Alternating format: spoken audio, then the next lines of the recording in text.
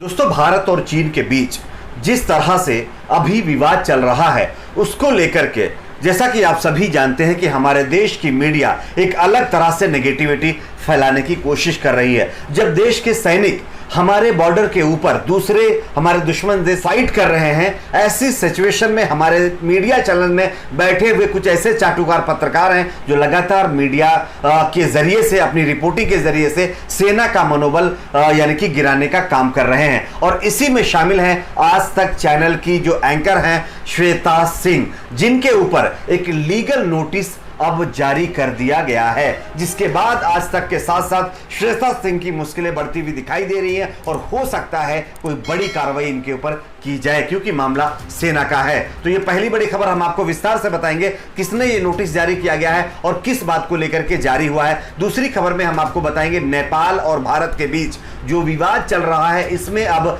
मनीषा कोइराला कूद गई हैं और मनीषा कोइराला को लेकर के नया विवाद शुरू हो गया है। हालांकि इसके ऊपर हमारे देश के कुछ आईटी सेल अभी भी खामोश बैठे हुए हैं, इस पर भी हम आपको पूरी जानकारी देंगे। लेकिन उससे पहले आपसे छोटी सी रिक्वेस्ट करेंगे, अगर आपको भी लगता है कि मीडिया चैनल्स के द्वारा सेना का मनोबल जिस तरह से जो है नेगेटिव यानी कि रिपोर्टिंग करने के जरिए से गिराया जा रहा है, इसके ऊपर जल्द से जल्द यानी कि पाबंदी लगनी चाहिए। तो आप इस वीडियो को लाइक करें, चैनल को सब्सक्राइब जरूर कर दीजिए। वैसे तो हमारे देश की मीडिया में बैठे हुए कुछ एंकर्स किस तरह से चाटुकारिता करते हैं ये आप सभी लोगों ने देखा होगा, लेकिन जब से चीन का मामला आया है तब से कुछ मीडिया चैनल्स लगातार सेना के मनोबल गिराने की कोशिश कर रहे हैं। मैं पहले आप एक मीडिया चैनल्स की रिपोर्टिंग दिखाना चाहता हूं, आप पहले इस रिपोर्टिंग को देखिए, उसके बाद हम बात करते हैं। अगर आप पहले दिन से उन सवालों को हम उसका विश्लेषण करें रोहित, तो उसमें ये सवाल उठाना कि चीनी सेना हमारे जमीन पर आ गई और हम सोते रहे, ये सरकार पर सवाल नहीं होता है, ये सेना पर ही सवाल होता है। क्योंकि पेट्रोलिंग की ड्यूटी सरकार की नहीं होती है, सेना की होती है। और हमारे देश में सेना की कोई इतनी आजादी है, हमारे अर्धसैनिक बलों को भी आजादी है कि वो जो पेट्रोलिंग ड्यूटी कर रहे हैं उसके लिए किसी पॉलिटिकल मास्टर से अपने कमांड नहीं लेते हैं। अगर आईटीबीपी के हटने के बाद वहां पर भारतीय सेना भी पहुंची और आप कहते हैं कि चीन ने हड़प ली हमारी जमीन, तो ये फिर सेना के ऊपर सवाल हो जाता है। तो जैसा कि आप लोगों ने इस रिपोर्टिंग को देखा, इसमें एक चैनल की पत्रकार हैं, श्वेता सिंह इनका नाम है। यानी कि इनका कहने का मतलब यह है कि अगर बॉर्डर पे कुछ भी होता है तो उसकी जिम्मेदार सेना है, जबकि इनको यह दिखाई नहीं देता कि सेना को ऑर्डर कौन देता है कि बॉर्डर पर किस तरह की एक्टिविटी करनी है।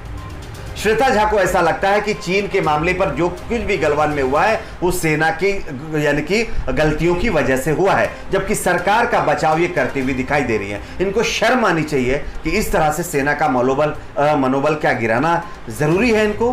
क्या इस तरह की चीजों पर इन पर कार्रवाई नहीं होनी चाहिए? खैर, सरकार की तरफ से तो कोई कदम नहीं उठाया गया है। खबर आ रही है कि बार काउंसिल के एडवोकेट दिल्ली के जो है फारूक खान ने इनको एक लीगल नोटिस भेज करके जवाब मांगा है। और खबर यह भी है कि आने वाले दिनों में श्वेता सिंह की मुश्किलें और भी बढ़ सकती हैं। आप लोगों की इस पर क्या राय है, नीचे कमेंट बॉक्स में जरूर बताइए। चलिए बात कर लेते हैं दूसरी खबर की। दूसरी खबर है दोस्तों नेपाल को लेकर के। जैसा कि आप सभी को पता होगा, नेपाल और भारत के बीच भी अभी कुछ दिनों से लगातार विवाद जारी है और इसी विवाद में अब कूद गई हैं हमारे देश में काम करके पैसे कमाने वाली अभिनेत्री मनीषा कोइराला।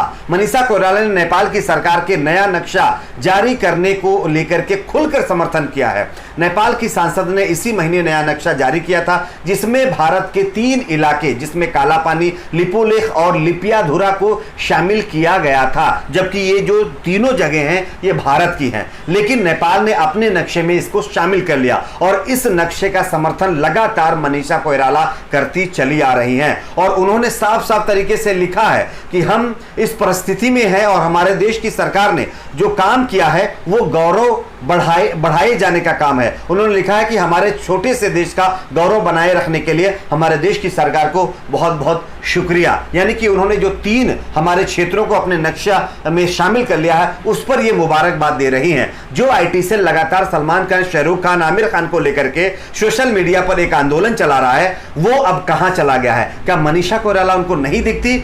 दिखेंगी भी नहीं, क्योंकि कहते नहीं है ब्लाइंड भक्त, उनको कुछ नहीं दिखता, उनको वही दिखता है जो वो सोचते हैं। मनीषा कोइराला नेपाल जिसको हमारा देश मदद करता है, हमारे देश से उसको फाइनेंशियल सपोर्ट की जाती है, लेकिन आज वो हमें ही आंखें दिखा रहा है। और बॉलीवुड में बैठी हुई अभिनेत्री लगातार जिस तरह से विवादित नक्शे को पास किया गया नेपाल में, उसका समर्थन कर रही है, लेकिन पूरे के पूरे आज हमारे देश के आईटी सेल खामोश बैठे हैं। आपकी इस पर क्या राय है? क्या इनका भी बाइकआउट होना चाहिए या नहीं? नीचे कमेंट बॉक्स में अपनी राय जरूर दीजिए। इस वीडियो को लाइक करिए, शेयर करिए, चैनल को सब्सक्राइब जरूर कर लीजिए।